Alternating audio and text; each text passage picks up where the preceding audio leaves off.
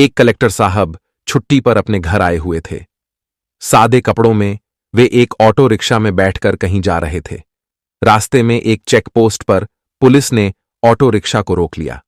पुलिसकर्मियों ने ऑटो चालक से कागजात की मांग की और कमी निकालते हुए रिश्वत की मांग शुरू कर दी। पुलिस वाले ने कहा, तुम्हारे वाहन का इंश्योरेंस नहीं है, पॉल्यूशन सर्टिफिकेट नहीं है, चालान तो कटेगा ही। ऑटो चालक हाथ जोड़कर बोला, साहब, मुझसे गलती हो गई, कागज मेरे पास हैं लेकिन घर पर छूट गए हैं, मैं कल दिखा दूंगा, कृपया माफ कर दीजिए। पुलिसकर्मी ने सख्ती से कहा, नहीं, चालान तो कटेगा। हां, अगर चालान नहीं कटवाना चाहते तो 1000 रुपये दे दो। यह सुनकर कलेक्टर साहब चुपचाप पूरी घटना देख रहे थे। ऑटो रिक्शा वाला विनम्रता से कहता है, साहब, अभी तो मैं घर से निकला हूं, दिन की शुरुआत ही हुई है, मेरे पास पैसे नहीं हैं। अभी तक मैंने सिर्फ 100 रुपये ही कमाया है, मैं आपको कहां से पैसा दूं? पुलिसकर्मी तंज कसते हुए जवाब देता है, तुमने कल तो कमाया होगा, वो पैसा कहां गया? उन्हीं पैसों में से दे दो।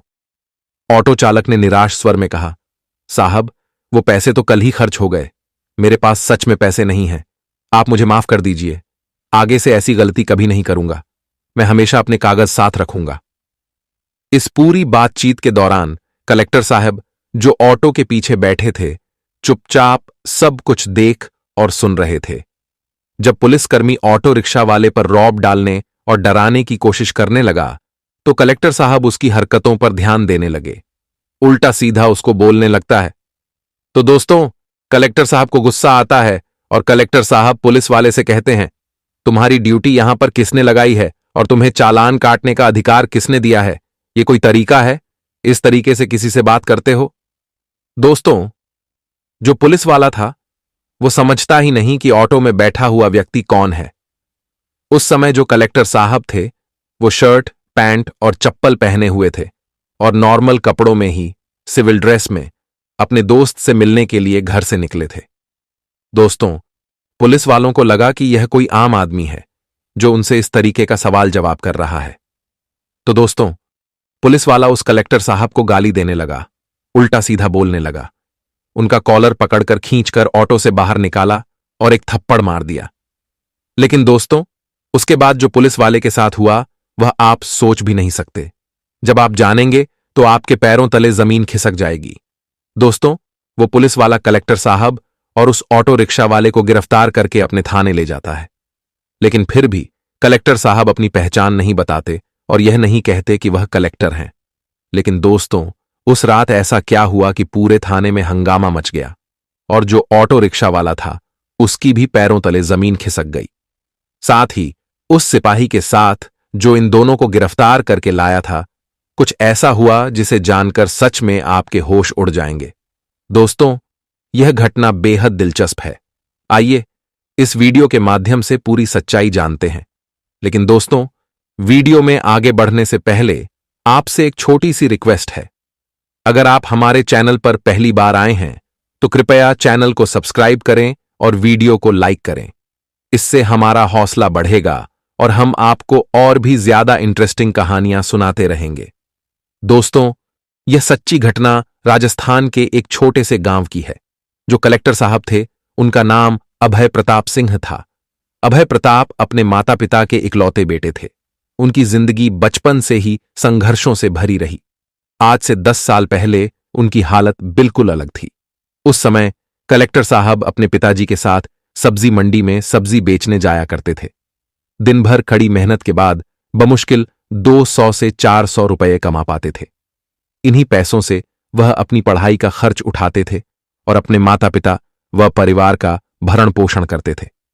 उनकी यह मेहनत और संघर्ष ही उनकी सफलता की नींव बनी। और दोस्तों, उन दिनों कलेक्टर साहब अपनी जिंदगी से हार चुके थे। वह चाहते थे कि वह अपने जीवन में एक बेहतर इंसान बने ताकि किसी के सामने उन्हें झुकना न पड़े। अक्सर लोग उनका मजाक उड़ाते थे, गालियां देकर और अपमानजनक बातें बोलकर चले जाते थे और वह उनका कुछ नहीं बिगाड़ पाते थे। यही अपमान और निराशा ने उन्हें अपनी जिंदगी बदलने की प्रेरणा दी। कलेक्टर साहब, जिनका नाम अभय प्रताप सिंह था, ने अपना गांव और परिवार छोड़ दिया और दिल्ली चले गए। वहां जाकर उन्होंने यूपीएससी की तैयारी शुरू की। उन्होंने अगले 4-5 साल तक दिन रात मेहनत की और पूरी लगन से पढ़ाई की। आखिरकार उनकी मेहनत रंग लाई और वह एक कलेक्टर बन गए। जब उनके माता पिता को यह पता चला कि उनका बेटा अब डीएम बन गया है तो उनकी खुशी का ठिकाना नहीं रहा। अभय प्रताप सिंह इस खुशी को अपने माता पिता के साथ बांटना चाहते थे, क्योंकि उनके माता पिता ने उनके लिए कई मन्नतें मांगी थीं। उन्होंने अपनी पूरी जिंदगी की कमाई अपने बेटे की पढ़ाई पर खर्च कर दी थी और अपना सब कुछ निछावर कर दिया था। इसलिए अभय ने सोचा कि ट्रेनिंग पर जाने से पहले वह घर जाकर अपने माता पिता से मिलें और उनके साथ पूजा पाठ करवाएं, ताकि उनकी मन्नतें पूरी हो जाएं और सब कुछ सही तरीके से आगे बढ़े। अब दोस्तों, कलेक्टर साहब अपने घर लौटने की तैयारी करते हैं और यहीं से एक नई कहानी शुरू होती है। साहब अपने माता पिता से मिलने के लिए दिल्ली से अपने घर लौट आते हैं। दोस्तों, जब कलेक्टर साहब ने यूपीएसएससी की तैयारी के लिए अपना गांव छोड़ा था, तब से वह कभी घर वापस नहीं आए थे। इस बार जब वह घर लौटते हैं तो गांव में खुशी का माहौल हो जाता है। हर किसी के चेहरे पर गर्व नजर आता है। गांव के लोग मिठाई बांटते हैं और एक दूसरे को बधाई देते हैं कि उनका लड़का अब कलेक्टर बन गया है, डीएम बन गया है। कलेक्टर साहब 3-4 दिन अपने माता पिता के साथ घर पर रहते हैं। वह अपने माता पिता की सेवा करते हैं, उनके साथ समय बिताते हैं और उनके संघर्षों को याद करते हैं। इसी बीच एक दिन उनके पिताजी उनसे कहते हैं, बेटा, बाजार से मेरी दवाई लेते आना, मेरी दवाई खत्म हो गई है। कलेक्टर साहब जवाब देते हैं, ठीक है पिताजी, मैं शाम को बाजार जाऊंगा और दवाई लेते आऊंगा। यह कहकर वह घर से निकल जाते हैं और यहीं से कहानी एक नया मोड़ लेती है। और दोस्तों, उस समय कलेक्टर साहब के पास अपनी खुद की गाड़ी नहीं थी, क्योंकि उनकी नई नई ज्वाइनिंग हुई थी और दिल्ली में पढ़ाई के दौरान भी उनके पास कोई निजी गाड़ी नहीं थी। उनके पिताजी भी मेहनत मजदूरी करने वाले इंसान थे, इसलिए गाड़ी की कोई जरूरत नहीं समझते थे। कलेक्टर साहब घर से पैदल ही निकल जाते हैं और गांव के रास्ते से गुजरते हुए जा रहे होते हैं। तभी बीच रास्ते में उनके एक पुराने मित्र का फोन आता है। यह मित्र पहले उसी गांव में रहता था और कलेक्टर साहब का पड़ोसी भी था, लेकिन उसके पिताजी सरकारी नौकरी में थे, इसलिए उन्होंने शहर में जमीन खरीदकर वहां घर बना लिया और पूरे परिवार के साथ शहर में शिफ्ट हो गए। मित्र से बात करते हुए कलेक्टर साहब उसे मिलने की इच्छा जाहिर करते हैं। उनका मित्र कहता है, ठीक है, तुम मेरे घर आ जाओ, यहीं बैठकर मुलाकात कर लेंगे और आराम से बातचीत करेंगे। वह यह भी बताता है कि उसने अपनी मम्मी को बताया है कि तुम कलेक्टर बन गए हो। यह सुनकर उसकी मम्मी भी बहुत खुश हो गईं और कहने लगीं, उसे घर बुलाओ, मैं भी उससे मिलना चाहती हूं।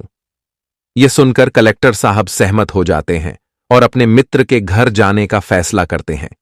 लेकिन दोस्तों, वह नहीं जानते थे कि यह मुलाकात उनकी जिंदगी को एक नया मोड़ देने वाली थी। अब दोस्तों, कलेक्टर साहब अपने मित्र से कहते हैं, ठीक है, थोड़ा समय लगेगा, मेरे पास गाड़ी नहीं है, ऑटो से आ रहा हूं, थोड़ा इंतजार करो, मैं थोड़ी देर में तुम्हारे घर पहुंच जाऊंगा। इसके बाद कलेक्टर साहब अपने गांव से थोड़ा आगे बढ़ते हैं और रास्ते में उन्हें एक ऑटो रिक्शा वाला मिल जाता है। वह ऑटो में बैठ जाते हैं और गांव से शहर की तरफ जाने लगते हैं। दोस्तों, उस समय कलेक्टर साहब पूरी तरह सिविल ड्रेस में थे। उन्होंने सिर्फ शर्ट, पैंट और साधारण चप्पल पहन रखी थी, क्योंकि वह तो बस बाजार जाकर अपने पिताजी के लिए दवाई लेने निकले थे। लेकिन बीच रास्ते में उनके मित्र का फोन आ जाने से उन्होंने सोचा कि जब शहर जा ही रहे हैं तो उससे भी मिल लेते हैं। कलेक्टर साहब सोचते हैं, मित्र है, उससे मिलने में कैसी औपचारिकता, कपड़े भले साधारण हों, क्या फर्क पड़ता है। वैसे भी दोस्तों, चाहे इंसान कितना ही बड़ा आदमी क्यों न बन जाए, जब वह अपने गांव और घर पर होता है तो उसे साधारण कपड़ों और चप्पल में ही सुकून और अपनापन महसूस होता है। उसी सादगी में असली खुशी होती है।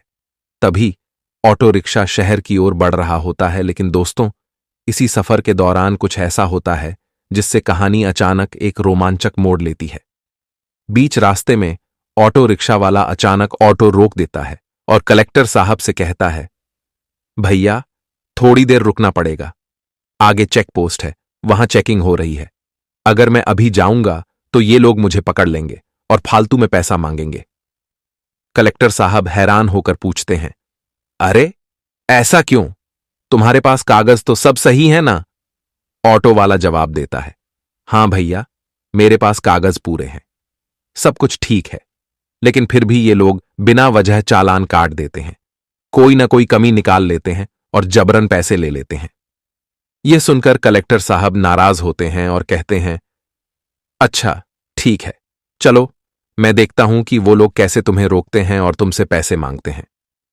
लेकिन ऑटो वाला डरते हुए कहता है, नहीं भैया, ऐसा मत करो, मैं कई बार पकड़ा गया हूं, ये लोग मेरी कोई बात नहीं सुनते हैं, उल्टा मुझे डरा धमका कर पैसे वसूल लेते हैं। कलेक्टर साहब थोड़ी देर सोचते हैं, लेकिन फिर कहते हैं, डरो मत, मैं तुम्हारे साथ हूं, चलो आगे बढ़ते हैं, अगर कुछ होगा तो मैं संभाल लूंगा। दोस्तों, कलेक्टर साहब को अभी भी यह अंदाजा नहीं था कि चेक पोस्ट पर जो होगा वह उनकी जिंदगी के इस सफर को एक अनोखा मोड़ देने वाला है। ऑटो रिक्शा वाला कहता है, भैया, ये लोग हर बार कुछ ना कुछ नुक्स निकाल ही लेते हैं, चाहे मेरे कागज सही हों फिर भी पकड़कर पैसा वसूल करते हैं। कलेक्टर साहब उसे समझाने की कोशिश करते हुए कहते हैं, अरे यार, तुम मेरी बात क्यों नहीं समझ रहे? अगर तुम्हारे पास सब कागज सही हैं तो तुम्हें डरने की जरूरत ही नहीं है। अगर तुमने कोई गलत काम नहीं किया तो वो तुमसे पैसा क्यों लेंगे? यह सुनकर ऑटो वाला गुस्से में आ जाता है और कहता है, देखिए भैया, अगर आपको इतनी जल्दी है तो आप उतर जाइए, कोई दूसरी गाड़ी पकड़कर चले जाइए, लेकिन मैं अभी आगे नहीं जाऊंगा क्योंकि मुझे पता है कि वहां जाएंगे तो ये लोग मुझे जरूर फंसा लेंगे, और अगर फंसा लेंगे तो पैसा देना ही पड़ेगा, और सच कहूं, अभी मेरे पास पैसा भी नहीं है। ऑटो वाले की बात सुनकर कलेक्टर साहब सोच में पड़ जाते हैं। वह समझ जाते हैं कि ऑटो वाला अपने अनुभव के आधार पर बात कर रहा है और उसका डर वास्तविक है। फिर कलेक्टर साहब शांत होकर उसे अपने पास बुलाते हैं और समझाते हैं, देखो, तुम परेशान मत हो, तुम्हारे पास अगर सारे कागज सही हैं, गाड़ी का रजिस्ट्रेशन, इंश्योरेंस, लाइसेंस, तो तुम क्यों डरते हो? यह तुम्हारा अधिकार है कि तुम पुलिस से पूछो कि वे तुमसे पैसे क्यों मांग रहे हैं। अगर तुमने कोई गलती नहीं की है तो तुम्हें पैसा देने की जरूरत ही नहीं। पुलिस वाले बेवजह तुमसे पैसा नहीं ले सकते। कलेक्टर साहब की बात सुनकर ऑटो वाला थोड़ा शांत होता है, लेकिन उसके चेहरे पर अभी भी डर और संकोच साफ झलकता है। दोस्तों, कलेक्टर साहब ने भले उसे समझा लिया हो, लेकिन वह नहीं जानते थे कि आगे क्या होने वाला है। चेक पोस्ट पर उनका सामना ऐसी स्थिति से होगा जो सब कुछ बदल कर रख देगी। तब ऑटो रिक्शा वाला थोड़ा झिझकते हुए कहता है, साहब देखिए, कल मैं गाड़ी की सफाई कर रहा था, उसी दौरान गाड़ी के सारे कागज बाहर निकाले थे, लेकिन गलती से वो कागज घर पर ही छूट गए। अब अगर मैं वहां जाऊंगा तो वो लोग मुझसे कागज मांगेंगे, और जब मैं कहूंगा कि कागज घर पर हैं तो वो चालान काटने के लिए कोई ना कोई बहाना बना ही लेंगे, इसीलिए मैं नहीं जाना चाहता हूं। ये सुनकर कलेक्टर साहब थोड़ा गंभीर हो जाते हैं और कहते हैं, अच्छा एक बात बताओ, ये गाड़ी तुम्हारे नाम पर है और कागज भी तुम्हारे घर पर ही हैं, ये सच सच बताना। जब दोस्तों ऑटो रिक्शा वाला कहता है कि हां भैया, मैं सही बोल रहा हूं, गाड़ी मेरे नाम पर है, अभी 1 साल हुआ मुझे ये गाड़ी ली हुए और इसकी किस्त भी भर रहा हूं, सब कुछ ठीक है, कोई भी दिक्कत नहीं है, लेकिन फिर भी ये लोग परेशान करते हैं और पैसा ले लेते हैं। तब कलेक्टर साहब कहते हैं, ठीक है, मैं गाड़ी में पीछे बैठा हूं, चलो, जितना भी पैसा ये लोग तुमसे मांगेंगे वह सारा पैसा मैं तुम्हें दूंगा और इनको मैं दे दूंगा, लेकिन तुम मुझे लेकर चलो, मुझे देखना है कि ये लोग तुमसे कितना पैसा मांग सकते हैं। अब ऑटो रिक्शा वाला भी मजबूर होकर कहता है, ठीक है, चलता हूं, लेकिन जो भी पैसा ये लोग मांगेंगे वह सारा पैसा मैं नहीं दूंगा, आपको ही देना पड़ेगा। तब कलेक्टर साहब कहते हैं, ठीक है, मैं दे दूंगा, चलो। इस तरह से जब वे आगे बढ़ते हैं और जैसे ही बैरियर के पास पहुंचते हैं तो दोस्तों 3-4 कांस्टेबल वहां पर खड़े थे और उन्होंने ऑटो रिक्शा वाले को रोक लिया और साइड में गाड़ी लगाने के लिए कहा। ऑटो रिक्शा वाला तुरंत गाड़ी को साइड में लगा देता है। तभी वहां एक कांस्टेबल आता है और कहता है, गाड़ी का कागज दिखाओ। तब ऑटो रिक्शा वाला जवाब देता है, सर देखिए, हमारे पास गाड़ी के सारे कागज ठीक हैं, लेकिन एक छोटी सी समस्या है। घर पर मैंने गाड़ी का कागज छोड़ दिया है, रोज रोज लेकर आता हूं, लेकिन आज गलती से कागज भूल गया हूं, आज नहीं लाया हूं, लेकिन कभी और आऊंगा तो आपको दिखा दूंगा। तब दोस्तों पुलिस वाला अपने मोबाइल में कुछ चेक करता है और चेक करने के बाद कहता है, तुम्हारी गाड़ी का पॉल्यूशन नहीं है और तुम्हारा गाड़ी का इंश्योरेंस भी फेल है। तुम्हें चालान तो देना ही पड़ेगा। अब ऑटो रिक्शा वाला हाथ जोड़कर माफी मांगते हुए कहता है, साहब छोड़ दीजिए, गलती हो गई है। कागज मैं लेकर आऊंगा, आपको दिखा दूंगा। मेरे कागज ठीक हैं, कोई कमी नहीं है। तब पुलिस वाला कहता है, नहीं, देखो दो तो मैं तुम्हारा चालान नहीं काटूंगा और तुम्हें छोड़ दूंगा। तुम्हारा ज्यादा पैसा भी खर्च नहीं होगा। अब ऑटो रिक्शा वाला रोने लगता है और कहता है, साहब अभी तो मैं घर से निकला हूं कमाने के लिए। अभी मेरी बस 1 रुपया कमाई हुई है, तो मैं आपको 1 रुपया कैसे दे दूं? और इसमें मेरी कोई गलती नहीं है। मैं आपको पैसा क्यों दूं? फिर पुलिस वाला उस ऑटो रिक्शा वाले को धमकी देने लगता है और गाली गलौज करने लगता है। पुलिस वाला कहता है, एक तो तुम गलती कर रहे हो, कागज नहीं दिखा रहे हो और ऊपर से बदतमीजी कर रहे हो। लेकिन दोस्तों, कलेक्टर साहब जो कि चुपचाप ऑटो की पीछे वाली सीट पर बैठे हुए थे और सब कुछ सुन रहे थे, कुछ नहीं बोल रहे थे। जब पुलिस वाला ऑटो रिक्शा वाले को 2-3 थप्पड़ मार देता है और गाली देने लगता है, तब कलेक्टर साहब उस पुलिस वाले से पूछते हैं, भाई एक बात बताओ, तुम्हारी ड्यूटी यहां पर किसने लगाई है और तुम्हें यह चालान काटने का अधिकार किसने दिया है? क्योंकि चालान काटने का अधिकार तो सिर्फ ट्रैफिक पुलिस को ही होता है। तुम्हें कौन बोला है यहां पर चालान काटने के लिए? अब दोस्तों, पुलिस वाला पहले से ही ऑटो रिक्शा वाले पर गुस्से में था और उसका दिमाग खराब था। उसे लगता था कि यह कोई साधारण गांव का आदमी है जो शहर में जा रहा है और शायद किसी काम से आ रहा है। यही सोचकर पुलिस वाला कलेक्टर साहब का कॉलर पकड़ता है और पीछे वाली सीट से उन्हें खींचकर बाहर निकाल देता है। बाहर निकालने के बाद वह उन्हें धमकी देता है और कहता है, तुमसे क्या मतलब है? तुमको जो काम करना है, जहां जाना है, जाओ, अपना काम करो। मैं इससे बात कर रहा हूं, बीच में बोलने की तुम्हें क्या जरूरत है? तब कलेक्टर साहब कहते हैं, अगर तुम्हें वर्दी मिल गई है तो इसका मतलब यह नहीं कि तुम जो चाहो वो करोगे। जिसको मारने का मन करेगा उसे मार दोगे और जिससे पैसा वसूलने का मन करेगा उससे वसूल लोगे। यही वर्दी का मतलब है। ये सब सुनकर पुलिस वाले को बहुत गुस्सा आ जाता है और वह कलेक्टर साहब को गिरफ्तार कर लेता है। वह कहता है, चलो यहां पर तुमको नहीं समझाऊं तो तुम्हें थाने पर लेकर समझाता हूं। अब कलेक्टर साहब भी चुप रहते हुए कहते हैं, ठीक है, चलो मैं भी तुम्हारे साथ थाने पर चलता हूं और देखता हूं कि वहां तुम मुझे क्या समझाओ। मैं भी यही चाहता हूं। इसके बाद पुलिस वाला ऑटो रिक्शा वाले चालक और कलेक्टर साहब दोनों को गिरफ्तार कर लेता है। वे दोनों पुलिस स्टेशन पहुंचते हैं, लेकिन जैसे ही कलेक्टर साहब पुलिस स्टेशन पर पहुंचते हैं, एक सिपाही उन्हें पहचान लेता है। वह तुरंत उनके पास जाकर उन्हें सैल्यूट करने लगता है और सिपाही कलेक्टर साहब से कहता है, साहब अरे आप यहां पर कैसे आ गए हैं और ये इनके साथ आप क्या कर रहे हैं? ये कैसे गिरफ्तार हो गए? क्या मतलब हुआ है? कुछ बताइए। तब कलेक्टर साहब मुस्कुराते हुए कहते हैं, अरे नहीं नहीं, कोई बात नहीं, बस थोड़ी सी गलतफहमी हो गई थी। सिपाही फिर थोड़ी देर चुप रहता है और कलेक्टर साहब की स्थिति को देखकर वह और कुछ नहीं पूछता, लेकिन उसका चेहरा साफ बताता है कि उसे अभी भी समझ में नहीं आ रहा था कि यह सब कैसे हो गया। अभी थोड़ी देर में सारी गलतफहमी दूर हो गई। दोस्तों, वह कांस्टेबल सैल्यूट करके साइड में हो जाता है और जब पुलिस वाला यह देखता है कि थाने का ही कांस्टेबल कलेक्टर साहब को सैल्यूट कर रहा है, उन्हें साहब कह रहा है और पूछ रहा है, साहब आपको गिरफ्तार क्यों किया गया है? तो दोस्तों, उसके पैरों के नीचे से जमीन खिसक जाती है। उस समय उसे कुछ समझ नहीं आता कि आखिरकार उसके सामने क्या हो रहा है।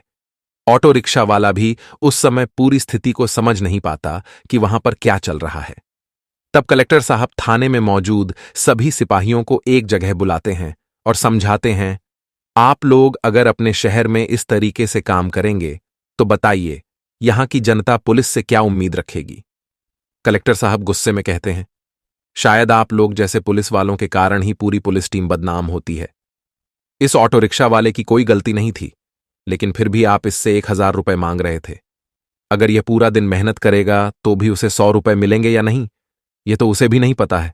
लेकिन आप बिना कुछ किए बस चुटकी में उसे 1000 रुपए निकाल लेंगे और अपने पॉकेट में रख लेंगे। क्या आपको ड्यूटी के दौरान यही सिखाया गया है? फिर कलेक्टर साहब उस सिपाही से कहते हैं, अगर मैं इस ऑटो रिक्शा वाले के साथ नहीं बैठा होता, अगर मैं इस पोस्ट पर नौकरी नहीं करता, तो मुझे यह सारी बातें नहीं पता होती। आप लोग मुझे इसके साथ साथ फंसाकर मुझे भी जेल में डाल देते। तब मेरी जिंदगी बर्बाद हो जाती और मैं भी नहीं जानता कि आप लोग कितने लोगों के साथ ये सब हरकतें करते होंगे। अब दोस्तों, वहां पर बहुत ज्यादा हंगामा खड़ा हो जाता है और बहुत सारी इंक्वायरी वहां पर बैठ जाती है। कई तरह की कार्रवाई होती है। फिलहाल वहां पर 1-2 दिन तक सभी स्टाफ के लोग परेशान रहते हैं और सबके बीच में दहशत का माहौल बन जाता है। लेकिन दोस्तों, धीरे धीरे कार्रवाई आगे बढ़ती है और अंत में निष्कर्ष यह निकलता है कि जो पुलिस वाला कलेक्टर साहब के साथ बदतमीजी कर रहा था, उसे नौकरी से निकाल दिया जाता है, निलंबित कर दिया जाता है। उसके की सजा उसे मिल जाती है।